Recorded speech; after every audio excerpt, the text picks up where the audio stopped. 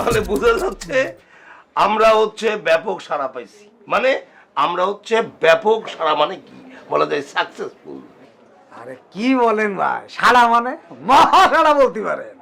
তা না হলে রিমির মতো মানে, হ্যাঁ, সে মনে করেন রিজি এই ক্লাবে এসে স্বহস্তে রেজিস্ট্রেশন করেছে, ব্যাপারটা ভাবা যায় কর। ওরে তোমাল, আমি তোর কথা তুই ছাড়িয়ে দিচ্ছিস।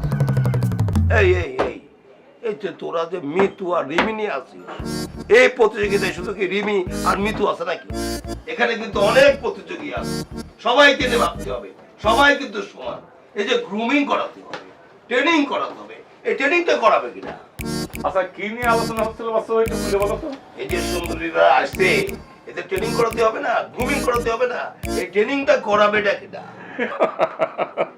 এইসব নিয়ে তো চিন্তা ভাবনা কিছু নাই, এর তো অভিজ্ঞতা আমার আছে না। আমি যে ঢাকা শহরে এই যে মডেলিং প্রতিযোগিতা, এই সুন্দরী এসেও ছিলাম না, গ্রুমিং করছি না।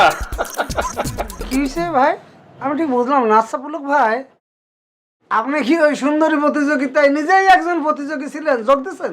গাদার মতো প্রশ্ন করিস না তো, এই জন্য তো তোর মফসলে বসে আছে। এই যে অনেক সময় থাকে না ডাক্তার না উচ্চ শিক্ষার জন্য বিদেশে যায়, আমি তো এই মফসল থেকে আমি একদম ঢাকা শহরে যে আমি ট্রেনিং নিয়ে আসছি।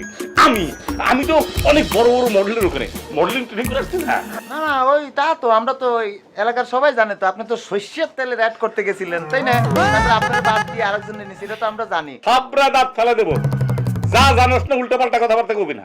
এসব শস্য মশার মধ্যে আমি নেই, আমি কারো তেল দেইও না, তেল নিয়ে কোনো কারবারও করি না। এই এই এই তেলের ব্যাপার আর বলা দরকার নেই। তোর যে অভিজ্ঞতা আছে, তুই যে মডেলিং করেছিস, যে অভিজ্ঞতা আছে, তুই কি দায়িত্ব নিতে পারবি? ও মডেলিং এর যেহেতু অভিজ্ঞতা ওরা আছে, ও এই ট্রেনিংটা করাতে পারবে, গ্রুমিংটা করাতে পারবে। শোন, এই সভাপতি হিসাবে এই গুরু দায়িত্ব আমি তোকেই দিলাম।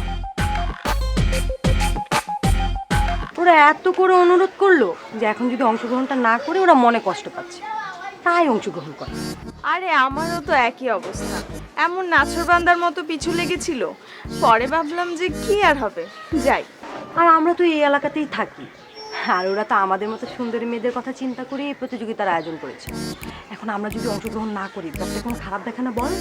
হ্যাঁ ঠিকই বলেছিস, আমিও না এই চিন্তা করেই রাজি হয়ে গেলাম। আমার না যেসব ফার্স্ট সেকেন্ড হওয়া নিয়ে না তেমন কোনো একটা আগ্রহ নেই। আমি থাকতে তুই কোনোভাবেই ফার্স্ট হতে পারবি না।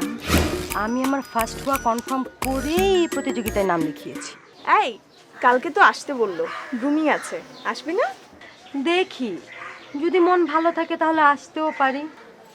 আচ্ছা আমার কাজ আছে রে, যাই।